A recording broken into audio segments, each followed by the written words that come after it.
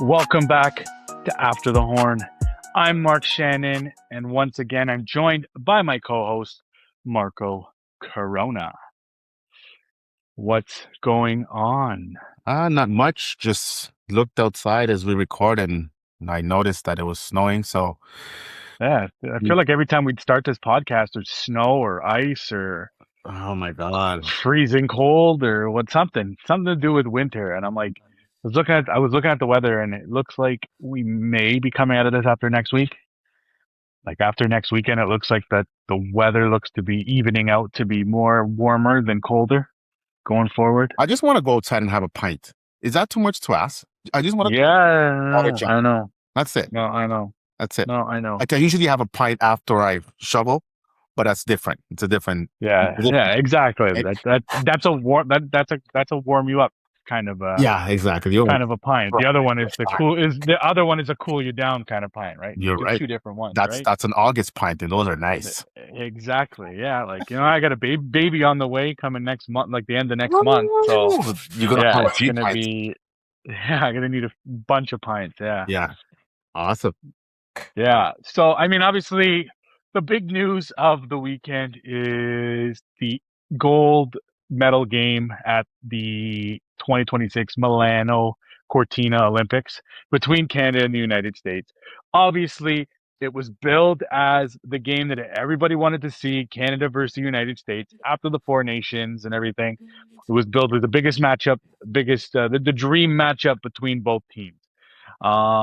Obviously, as a Canadian fan, it did not go the way that Canadian fans, us Canadian fans, hoped. The Americans ended up winning 2-1 in overtime on a goal from Jack Hughes. Obviously, we're gonna go into it here. Talk about the Team Canada, Yeah. the Team Canada, the game itself, all that stuff going forward, and what we see going forward into 2030, 2028, actually 2028 with the World Cup, 2030 with the French French Alps games. So I'll get your take on the gold medal game and what you thought about it. Oh man, I know you said you're over it because you have no heart. But, but listen, that was heartbreaking, right? I mean, uh, Hellebuyck had the game of his life. I don't know if I think that's where we need to start. Let's do the reverse American thing where we give credit where credit is due. Right? Yeah, I went there, and and give Hellebuyck his flowers because he played the best game that he's ever played. Yeah, and that's the only one I'm giving flowers to. That's what I said. And let's I'm trying to be as Canadian as possible without trying to go off the rails here, okay?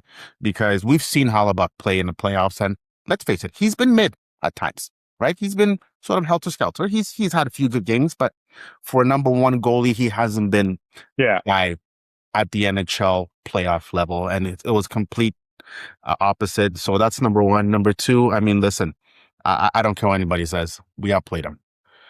oh yeah. Played them. We were the better team. And I know that you don't get consolation prizes for being the better team. There's no better team medal. Yeah, there's no winometer Right. medal. Exactly. It's not, there's no thanks for coming, but you didn't win medals, right? Yeah.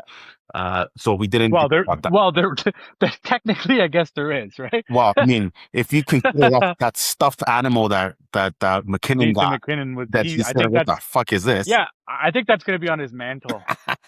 Tina, I, the I don't. mascot for the Olympics, I going don't to be on the even think he'll mantle. give that. I don't know if he has kids or not to give that to his kids because that's going to give him some PTSD, right? But Yeah, to me, it was heartbreaking, right? I mean, we did everything possibly that we could, and we can sort of get into the roster construction, this, that, and the other. I know that people are dunking on certain guys. I'm not going to do that because at the end of the day, we didn't lose 5-1. We didn't lose 7-0. We didn't get shut out.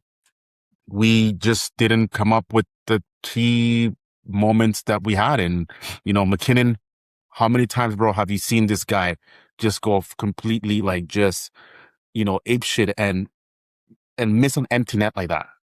Like yeah. 9 out of 10 times, that's Yeah, a goal. yeah, That's a yeah. goal, right? 99 out of 100 times, that's a goal. Right. That save that Hellebuyck got his stick on just by this much. If that puck is an inch and a half up, that's a goal. I think that Or on the ice.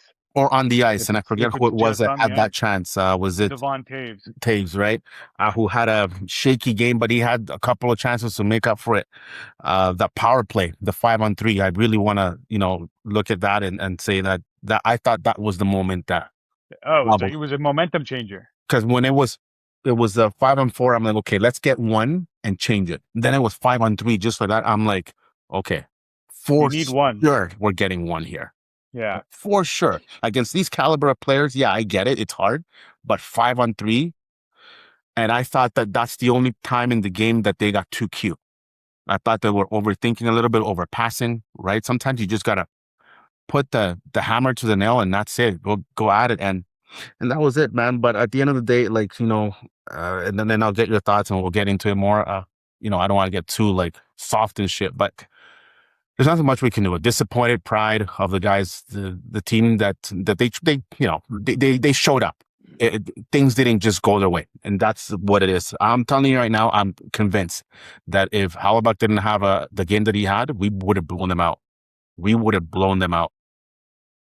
Yeah, 100%. I mean, obviously, like Hellebuyck stood on his head without a question. He stole the game for the U.S. And the U.S. can sit here and say whatever they want. Obviously, I don't know what they've said or not, but I mean, Nobody. without Hellebuyck in that game, if Hellebuck's not standing on his head, that game is a 3-1, 4-1 game. Obviously, Canada had a million chances as well. Like Macklin Celebrini had two grade A chances late in the third period, had put them both wide. Devon Taves was robbed. Tom Wilson was stopped by Charlie McAvoy on the line. Nathan MacKinnon hits the post. Right? There's a lot of key moments in that game where Canada had the game on their sticks and they weren't able to capitalize.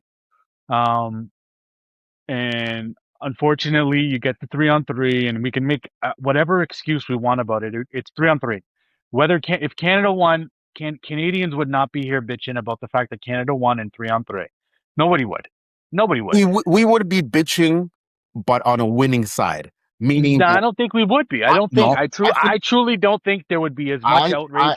I John think Cooper, I think it I would be don't. a conversation about how do you end the game like that, because it's no different than penalty shots in soccer. Yeah, Where we I always have agree. this But conversation. what were we having this conversation when Mitch Marner scored it 3-on-3 to beat Czechia? Oh, of course not. No, But that's what I mean. Exactly. but you But can't deny the fact that in the back of your mind, although you're happy, yeah, I 100% agree. it's Obviously, I'd one of those prefer it to. for you kind of moments. Yeah, I'd prefer it to end in 5-on-5, I 100%. agree. I But at agree. the end of the day, like Luke Tardif said today, they have to fit all those games into a 2-week period, and they have to finish it before the thing. And if they let it go and it goes to triple overtime or quadruple overtime, then you're talking about a game that's going to be going on for a long period of time. It's going to run into certain things. So there's time constraints. It's not the Stanley Cup playoffs Yes. where once the game's done, you move on to the next game, right? There's a day off in between. There's none of that. It's It's the end. yeah. It's done, right? Yeah, but at the end of the day, if Canada wins, that is Mike Sullivan's coming out and saying the exact same thing. The can ended on 3-on-3. Blah blah blah. All this stuff, right? I felt like John Cooper came out and it was an excuse, and I don't think it was the right time for him to say something like that, especially after the game, the way he said it. But at the end of the day, Canada had their three best players out on the ice at the moment the goal was scored: Connor McDavid, Nathan MacKinnon, and Cale Makar. You don't get any better than that No. on on the ice at the same time. Yes, all three of them made mistakes on that play. McDavid took the chance rushing up against Jack Hughes. The puck got poked away, came back the other way in that sense. Cale Makar decided he was going to jump up, try and poke the puck, hit a rut. If he gets to that puck, there's a 2-on-0 breakaway between him and Makar, and we could be talking about a different result. He doesn't get it. They go down the other way. MacKinnon overplays Werenski. Werenski bodies him off the puck. McDavid overplays going off the lane, doesn't cut the passing lane off the proper way in terms of getting a little bit further over, closer to the middle of the ice. He overcommits. The pass goes across, and Cale Makar doesn't really back check like you normally see Cale Makar back check. So there's mistakes on everybody's end. Right. People blaming Jordan Binnington because he dove across and lifted his pad off the thing. What the fuck is he supposed to do?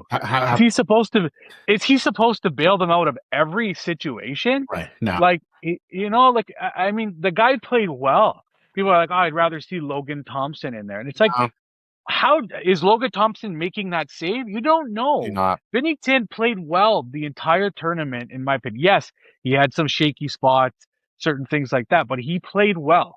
He He, in made my the saves opinion, when you needed him to make. yeah, That's all. exactly, and that's all you needed from him. We'll get into the roster construction and certain things like that, but the way I look at it, and maybe we'll start going into that, but the way I look at it is after Sidney Crosby went down, the offense kind of dried up, right? It kind of went into a shell because they relied on McKinnon, McDavid, Macklin Celebrini, and then McCarr and Devon Taves to be your driving force all the time. And the rest of the line didn't really have an offensive outburst. Yes, they got some key contributions late from Mitch Marner in the Czechia game, Nick Suzuki, but a lot of the goals that were scored were either Macklin Celebrini, Nathan McKinnon, Cale Makar, or assisted by Connor McDavid. It was the one line driven for the most part, Yeah, but right? yeah. Yeah, So let's just dive right in, and because I'm not gonna dunk on guys, and I get the whole line confusion and blah blah blah and all that stuff. It is what it is. It was bang bang. Things happen. We see it in every sport. All it takes is just one simple breakdown, and it has a ripple effect. And that's what happens. We lost the game. We didn't capitalize on other chances. We don't get to that point if we capitalize on the others, right? So again, exactly. sequence of events matter, right? Let's talk about the roster construction because I can't help but to think, and I know we sit here and we don't have this conversation, obviously, if we're talking about the gold medal, but I just wonder, and I'm going to ask you, uh, what if, right? Like, what if we had Zach Hyman? What if a certain guy from Chicago was on that roster? Like, at what point does this team become almost too, what's the word I'm looking for? It's too much of a grinder when you get to the bottom six instead of the talent that was able to supplement and finish. Because you made a point to say that once Crosby came off that lineup because of injury, and by the way, that really fucking sucks. It really sucks Yeah, to not see 87 at the very least finish the job, or at least be on the ice, etc. But there was a ripple effect that happened, and it's weird to say, but almost like their depth got a little bit exposed, in my opinion, right? And again, it's easy for us to sit here if this guy was there, if that guy was there, but we're all assuming that the results would have been different. But you can't help but wonder, would you have changed anything on this roster other than the big three plus Makar? Goaltender, yeah, because I yeah. goaltender was Obviously, I would. There's a bunch of changes I would have made. Obviously, in hindsight, and again, you'd said maybe we're not having this conversation if they won the gold medal, and yeah, we probably wouldn't be. But I mean, there was still some question marks in my opinion. Yeah, they would have won the gold medal, but there was question marks in terms of, like I said to you previously, the bottom six. A lot of the bottom six was the same type of player. They're all skilled players. Like there's no question about it. You have Team Canada. They're all skilled players in their own rights, and they're playing out of yes, roles, no, playing different roles and stuff like that. But you had Brandon Hagel, you had Sam Reinhart, who did basically nothing the entire tournament. You had Sam Bennett. You had Brad Marchand, who looked like he hadn't played hockey in a long time, right? He's obviously battling something. Seth Jarvis, right? Like the bottom nine guys or bottom six guys were a lot of the same type of player. They're guys that could score goals, but they're not line drivers. They're just not line drivers on their team. They are guys that need other guys to help drive the line. correct. Yes, And that's where I don't think but it's like, where do you get that, right? Obviously, Braden Point's not there, and he could be a line driver.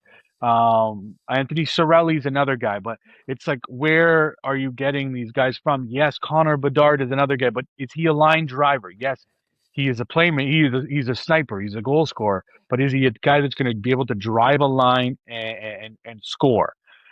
He needs somebody to play make with him, right? Which means that you'd be putting him. Zach Hyman, I still think he's more of the same. He's more of the same of those kind of guys. Yes, he's got the chemistry with Connor McDavid, But I found when Tom Wilson was on that line, he wasn't bad. And Connor McDavid found that chemistry with Macklin Celebrini. Like he found that chemistry with Yeah, Macklin Celebrini, of course. right? Yeah. Right. And it was like, I think it would have been redundant to have Zach Hyman. He would have been the same type of player, in my But opinion. we're assuming that Zach would have played with Connor. Like I'm Yeah. saying, if you're choosing between Hyman and Marchand, would you have Hyman or Marchand? Because I think that's when you look at it. Yeah. I mean, Oh, I guess I'd say Hyman, but then again, like it's just that's the whole part of roster construction is so tough because Hyman, he's a great player without a question about it, but he's also a guy that requires a lot of time on the power play. He gets a lot of his points on the power play. you mean a 5 on Playing, 3? yeah, 100% for sure. He would have been better served being out there than Sam Reinhart, but Sam Reinhart was a 50 goal scorer. You know what I mean? It's not like he's some slouch out there who hasn't scored 50 goals. He just had a really bad tournament, in my opinion. He was not in the play. When he was on the power play, he was kind of just a rover. He was just kind of out there in the middle to kind of be like, be in the bumper spot and kind of open up the wings for McDavid to get a chance down low, Crosby to get a chance down low, McKinnon. Like it was just that's what it seemed like with him. You know what So it is? yes, You know what Zach it is? Hyman probably would have been a better player in the sense of like speed and stuff with instead of Brad Marchand. But I think, like I said, he's kind of more of the same of those kind of bottom six kind of guys, in my opinion. You know what it is with this roster? And I think you said something. It's first of all, you're right. We are picking apart a roster that's probably full of potential Hall of Famers. All of Absolutely. them, right? Regardless, whether the first, second, whatever, it doesn't matter. If you really look at this roster, the weights, like if you look at the bottom six, this would have been a perfect roster for a 7 game series, 100%. right? And I think that's what sometimes you have to look at is not so much the guys who are there, but what do you need them for in such a quick turnaround tournament style format, right? And that's where I'm talking about, maybe a couple of guys here that make a difference because, yeah, maybe a Connor Bedard doesn't make that difference in a 7 game series or a best of 5. I don't know. Well, again, we don't Yeah, yeah. so Yeah. right, but we also, Yeah. I think that Dougie Armstrong sort of built that team based on what he knew or who he knew. He built it on the fact that he thought that they were going to play the U.S. in the gold medal game, but he built a team that was supposed to be a little bit physical and grind out.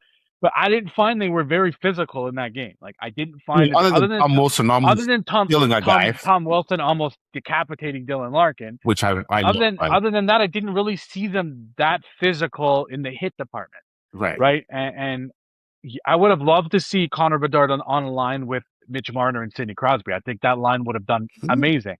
Like as much as I like Mark Stone, he's a great penalty killer, great player. He's not fleet of foot. Yeah, he had a couple breakaways, couple stuff. He's Yep. not fleet of foot. I would have loved to see Connor Bedard in that spot, and Correct. then had because Mitch Marner could drive play and help facilitate for a sniper a la Austin Matthews, like Connor Bedard, and have Sidney Crosby in the middle there as well that can also score and play make as well. So I would have loved that lineup. The second lineup, I'm trying to think of what the second line was. The second line was at beginning was McKinnon, Suzuki. Yeah, I didn't like the Suzuki part. I didn't like Suzuki. Yeah, I'm trying to think of like Suzuki was not. He's not a winger. He's a center. Yeah. Unfortunately he's a center. He can't play the wing. But he looked once he moved to the center, he looked a little bit better. But I'm trying to think. I can't even remember who the third guy on that line was. Was it Horvat? It may have no. Horvat was down. No, it might have been Hagel at the It beginning. have been Hagel, but nonetheless. Yeah, and I wasn't a fan of that line. I just thought they were stifling McKinnon and putting him on a line where there wasn't offensive. But again, I would have liked to see McKinnon with Bedard. Like there's a lot of other players that could have filtered onto that roster that could have just brought some more offensive flair, especially in those knockout games when they needed a goal. And they didn't have to rely so heavily on McKinnon and McDavid and Macklin Celebrini and Makar, right? And then if you look at the back end, like Yeah, let's knock I think you're not going to see Colton Parayko. You're not seeing Travis Sanheim. Jo- Einheim is nice. I think he's a bottom guy. Like, Yeah, but I think if you're looking at guys that are I'm coming biased. up, right? But I obviously as a Flyer fan, and I'm not saying anything bad with Sanheim. He didn't play. He wasn't horrible or any bad or anything like that. And I did like his pairing. But I think Pareko and Sanheim are guys that are going to be pushed out because you're going to have. I think obviously he's got his defensive deficiencies. Evan Bouchard, right? Looking forward, Matthew Schaefer is going to be on this roster if he can continue to be the Matthew Schaefer we're seeing this year. There's Landon Dupont that's coming up. Yeah. There's Keaton Verhoff. There's a lot of depth, other defensemen that are coming up that are going to push to be on this roster, and you're going to need to add some use going into 2028 and going into the World Cup in 2028 and into the Olympics in 2030. Yeah, which is a positive because now let's turn the page a little bit here, right? Like your older guys, your Drew Dowdies are not going to be there, like 100%, right? Like now everybody No, gets sort of either pushed down or pushed out, and then you bring those younger guys that are more fleet of foot, that are more sort of like move the needle, right? Get the speed going and the puck movement that those McDavids and McKinnons and Celebrinis up front that they need that support, right? yeah, and that's what I felt that they didn't have a lot of puck moving defensemen.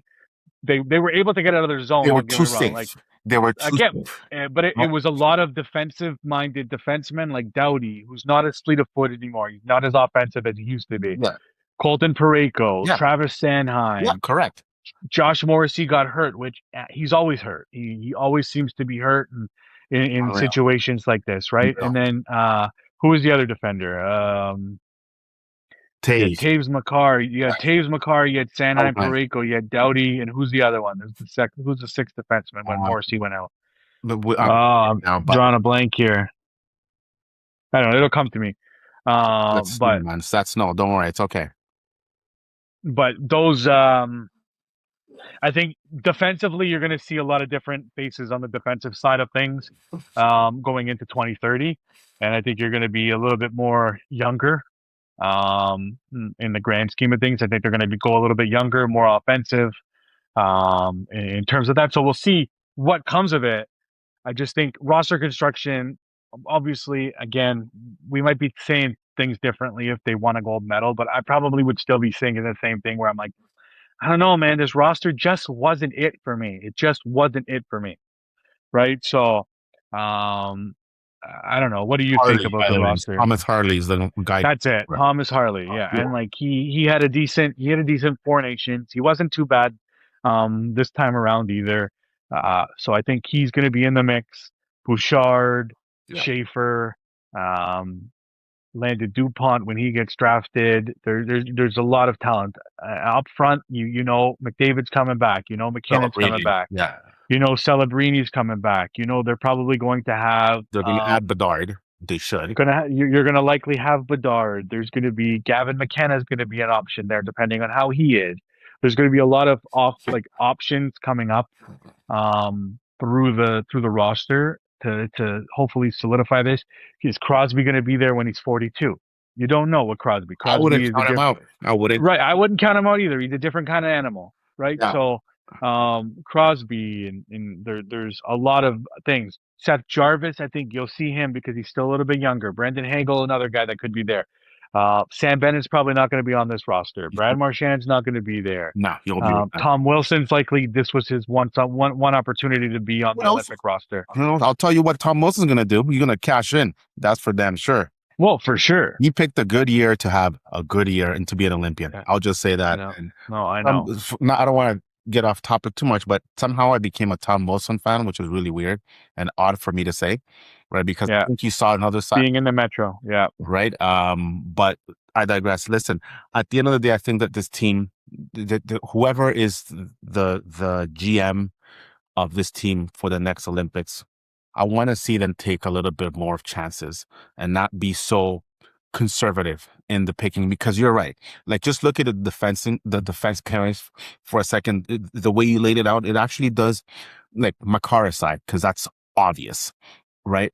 Seinheim, and I'm biased, but I'm going to say this, he's not that guy, meaning that he doesn't push the envelope and like, he played a lot of minutes for a guy who's not a, Yeah, you know what yeah. I'm saying? And you know what? Again, I love it. And he might be in the, yeah, and he might be And in the mix as a third line shutdown but pairing he guy, needs to right? be pushed down the line a little bit, Yeah. right? And I think when you look at teams like this, when you're making up a team of basically all stars, for a short tournament, you have to look at it.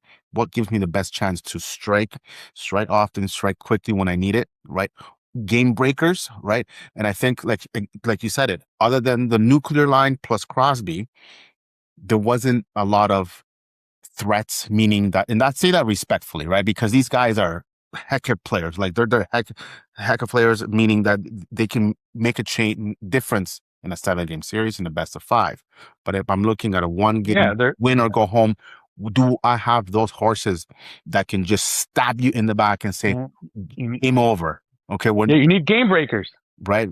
We need game breakers, right? And you could, and this is the way it works in shorts in a tournament style, whether it's basketball, whether it's like, look at the NFL, right? Like, I don't want to get too far off, but who are those guys that are going to make a difference in the win or go home, right? Like, you're not looking at stretches of, we'll see you in 2 days. No, it's tonight and that's it, right? So going forward, I don't think it'll be Doug Armstrong. I'm not really high on him anyway. But whoever the next GM is of this Canadian Olympic hockey team, I want to see them take chances other than the obvious, because we still have the talent. Give Shoot. Dubas the reins. What's that? Give Dubas the You reins. know what? I wouldn't be surprised. Young guy who Yeah, thinks a little I bit wouldn't either. different, who thinks a little bit different, right? Like this Well, is not and a, he was there, right? right. So And who knows? part of this. Maybe he was there for, obviously too. He was part of the committee or whatever. But I think that I wouldn't be surprised if he's the next guy. Um, like him or not in Toronto, he's a younger guy who thinks a little bit different, and that's what you need. You need to think not like it was 15, 20, 30 years ago, right? And I'm looking at teams like when we picked Rob Zamner to be part of the Olympic team, right? Like, great player in Tampa, checker, right? He can pop you 25 goals, but in a one and done tournament, Rob Zamner is not going to be a game breaker, right? No, And we had a lot of Rob Zamners on this team. We didn't need Rob Zamners. We needed more Bedars. We needed more guys that can just yeah. be more threats, right? And push the other team. And that, Well, and that's yeah, exactly, and that's what you look at the American team, and they had a lot of game breakers on their team. Yes, they had Kachuk and they had Brady, they had Matthew and Brady Kachuk. well, they're But you losing look at their anyways. right, but you look at their, but you look, yeah, I know, but you look at their lineup. You have Tage Thompson, and you have Jack Hughes, and you have Quinn Hughes on the back end. Like their defense is ridiculous Right. with Quinn Hughes and Werenski and Brock Faber and stuff like that. Right, there's just a ton of talent on that back end. Right. So I mean, obviously, you got to give credit where credit's due. The Americans ended up winning the gold medal. Mhm. Obviously, go ahead, party your asses off. I find it kind of ridiculous, but I mean, at the Embarrassed. end of the day, right? At the end of the day, it is what it is. The Americans always do everything more extravagant than they should. But now you got to come back and you got to play with your teams, and you got to go back in 4 years and defend that title. And hopefully they'll be able to defend that title. If you're an American, you're hoping that they're going to be able to defend that title. And if you're Canadian, you're going in hungry to knock them off their perch and win that gold medal and take back hockey supremacy in Canada once and for all. Right. Well, let's call it a spade, though. Okay. Let's not. And I know that we weren't going to get all to like the nitty gritty of it, and I don't want to sound sour grapes because a loss is a loss. And again, you have to be a good winner and a good loser. Yeah, absolutely. And we're competitive. We know, we watch a lot of sports and shit, and we sometimes we ride or die with our teams, and etc. But there's a certain way to conduct yourself, and I think this is a bit much for the Americans. Like, their victory lap is kind of ridiculous. Yeah, it Yeah. was over on Sunday. They are acting like they took the throne back. Well, you never had it, right? And Well, if you look at historically, this hasn't been your shit, right? Like 1980 was cute, but if you look at the history of the Olympics, it's been Canada, Sweden, if I'm not mistaken, Czechs, Russia. yeah, That's and it. Finland. And Finland, that's right. Because So Finland won the the last one. majority of that has been Canada regardless, right? And if you Yeah, look at across the board, it has been two-sided. And it has the Americans, again, talent is there. There's no doubt. And they've come a long way from what they used to be. And I have to give them respect in the sense that they've They've developed built, talent. yeah, They they've developed a lot. and as they should, right? Also, a lot of that talent has been developed in Canada. I just want to put that out there. Just let's not, forget that. But act like you've been there before. Yeah. Right. Act like you've been there before. You want to be the big bad Americans? That's cool. But don't alienate half of the planet by the way you do it. Well, it's hard. When they haven't been there since 1980, right? So Right. it's a hard thing to do. You haven't been there for a long time, so you got to milk it for whatever you can, Yeah. right? So, And congratulations, by the way, to the American women. They deserve it. absolutely, absolutely. And just putting again, that there. well, even if we just want to talk about that, touch on that for 5 minutes or whatever, the American women were the better team in that game, without question. Yeah. The Canadian women, yes, they took a 1-0 lead. The Americans tied it late. It was it was almost the reverse of what the Canadian men, and the American men were. Whereas the women kind of sat back and soaked up the pressure until the dam broke and the Americans were able to score. The difference was the Americans came out on the other end and scored in overtime. Yeah. Whereas the Canadian men weren't able to do it. But the American women stood up, played amazing.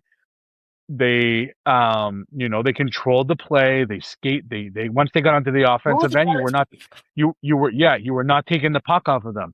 Yeah. And, Connor Hellebuyck getting the Medal of Freedom, the Presidential Medal of Freedom. But where's Erin Frankel's Medal of Freedom? She was one of the best goaltenders in the entire tournament. She stood on her head for the U.S. the entire tournament. Obviously, we're calling a spade a spade. The skill level is not the same for a lot of the other teams as it is in the Men's League. But when the two teams go head-to-head, Canada and the U.S.,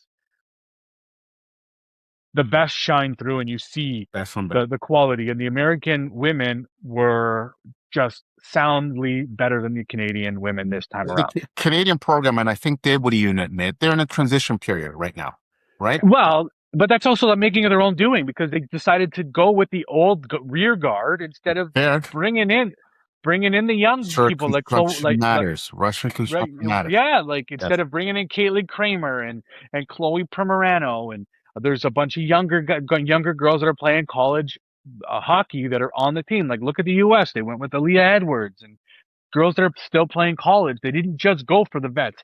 Yes, I get why Canada tried to do it, but it's also, they wanted to give them one last opportunity to go for a gold medal where their family was there, because in 2022 when they won the gold, their families weren't allowed there. I get it.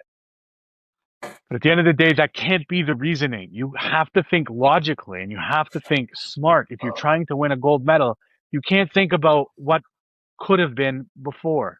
You have to think about the here and now, and you need to inject some youth into that. They needed some speed.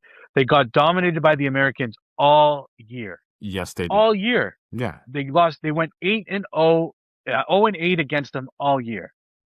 Right? What made the better team? Yeah, there's no exactly, and they deserve it, and they should get their flowers, because they should do. And Flava Flav is giving them their flowers in Vegas, by the way, and American Airlines, I think, whoever it was, and I don't know what hotel in Vegas. Everybody jumping on board and doing the right thing for these young ladies. Yeah, Colorado, Denver is throwing them. I said the mayor of Denver or somebody, or Colorado or somebody said they would throw them a championship parade. Right.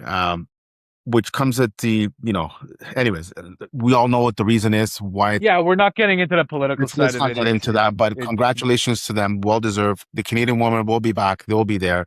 Yeah. Your point is well, you nailed. And before we end it off, MPP is the GOAT. Who? MPP is the GOAT, without a question. Really? Yeah, 100%. Marie-Philippe Poulin is the GOAT of women's hockey, without a question. Oh, NPP. Sorry, never mind. I don't want to tell you what I heard. No. So yeah, MPP is the GOAT. Respect to that, and we can't ignore that. And hopefully she's back in 2030, but you never know. Yeah, and you know what? These athletes stay in great shape. Anything is possible. Crosby, MPP, anybody else is going to come back in their late 30s, early 40s. You think? You think Yager might make an appearance? I'm sure. Listen, I wouldn't be surprised. Jagger shows up, wheeling his ass in there, right? 65 years old All there. gray and shit, with two Yeah. girlfriends, whatever he has now. I don't know. I'm just, Yeah, I yeah, wouldn't yeah. be surprised. I wouldn't put anything past Jagger. But yeah, no, listen, tough ending to otherwise a decent Olympics for Canada in general. We can't I know that we touched a lot of, and we're ending soon, a lot on the hockey side of it, but give credit to these athletes, all like regardless whether you're Canadian, uh, Yeah, 100%. you're from it. It's I think that people have to don't forget that a lot of these athletes, they're real people, like they have real jobs like me and you. Yeah, and let's Um, and if you're the Canadian government and you're listening to our fucking podcast, as you should, by the way, feds as you should, start funding these guys. start. They need money. They need the Call money to Norway get. and ask them what they do right, Well, because that's yeah, real. Norway just they just cross country ski all day and every day and just go out there and do that. But Then they do it. need the funding. You 37, bobsled, 40 medals, we should. whatever it is, they're doing Yeah, something. like for bobsled, we shouldn't be using hand-me-down German sleds from 2018. Like, come on now, it's ridiculous. You know what I mean? It's time to start funding Is it. that And a fact, by the way? yeah, it's a fact that they were that the bobsled teams this year were using hand-me-downs We can't from meet. Germany. You can make your own. It just costs a lot of money to do it, and they don't have the money to do it. That's the problem, and that's why they need to get the funding. Whereas, like Germany puts in millions and millions of dollars to design these things and test them and put them in the wind tunnels and do all that stuff, whereas the other teams don't have the money to do it, right? That's So messed up. yeah, it's ridiculous, and they have to start We're put getting bobsleds from Kijiji, basically. Stop. it, Mark Facebook Marketplace. we'll, we'll meet you. We'll meet you in Dusseldorf to pick up our bobsled. Bayern Munich. I mean Bayern Munich. We'll meet you in Munich. Oh my God. I cannot believe we're getting hand-me-downs from, shout out to Germany. Yeah, man, it's crazy. Like Alone. it's just crazy from Cologne and from everywhere known to man in Germany. But no, shout out to the Canadian athletes who won the medals. They won 21 medals, 5 gold medals. Shout out to Brad Jacobs for taking home the gold in men's curling. Right? Hurting rules, by the way. Fuck off. Let's go. I know. It does rule. All right, so we'll end it off here. It was a great podcast. Shout out to the Canadian men's team for winning silver. Shout out to the Canadian women's team for winning their silver medal as well. And shout out to the American men and women for winning the gold medals. But not to your. Thanks for listening to After the Horn. I'm Mark Shannon, and once again, that's my co-host, Marco See you Corona. next week. Peace.